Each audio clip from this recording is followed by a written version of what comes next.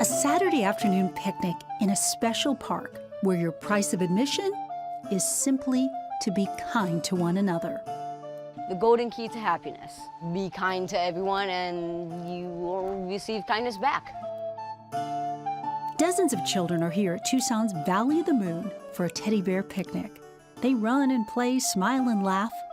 Others are off exploring hidden treasures, small wonders, and an enchanted garden. It's a fairy tale setting first brought to life a long time ago. So Valley of the Moon is a fairy tale garden park designed by George Farr Legler in the 1930s in the throes of the Depression. He had come to Tucson and he was a spiritualist and he really believed in fairies. He was actually part of the first Society for the Study of Fairies, and when you look at the organizational roster, it was mostly members from Europe, and there were 3 American members, including George Farr Legler and Walt Disney.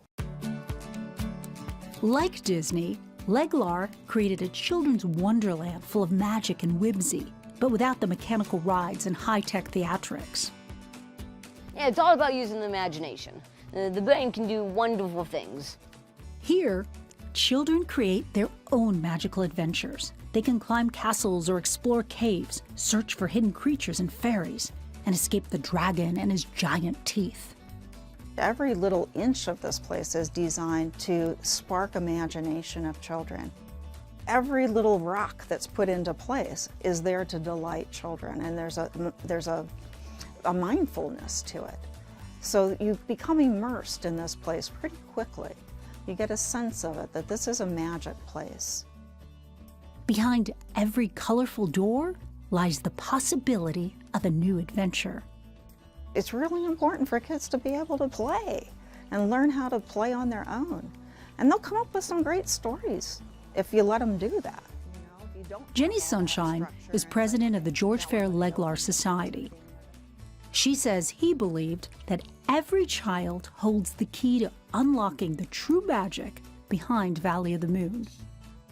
He would tell children that if you have magic in your heart, if you have kindness in your heart, and you take the time and you're maybe a little still, what other people see as maybe a little statue or a doll, it's going to come to life, because that's the power of the magic that you have in your heart. I think I just saw something move. Did you? One of my favorite terms that I've heard people say is that they come here and they feel like they're moonstruck. And it's so hard to explain it, but when they say it, I feel like I totally know what they mean. Just for while you're here, you get to kind of escape into a fantasy land.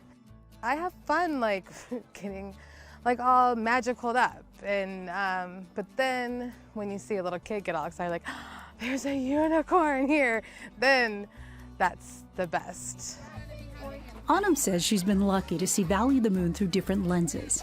As a kid, visiting for the first time, as a volunteer, now vice president of the Valley of the Moon, and as a parent. Now we come with my kids, and they are doing the plays and doing magic shows, and it's like a totally family experience. When people are here, they're focusing on each other, and they're not really distracted by all the outside things. And so you feel connected, and you have a place where you can express yourself and feel safe. And it really is, quintessentially Tucson, and a place that is near and dear to our heart. We worked with that organization to help make sure that it was listed on the National Register and that it was protected as a local landmark. So it will be there for future generations.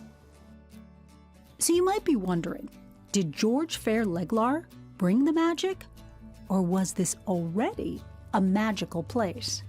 Though I kind of suspect it comes more from his intention and the creativity and the hope that he put into the place. And visitors keep the magic of kindness alive well after leaving Valley of the Moon.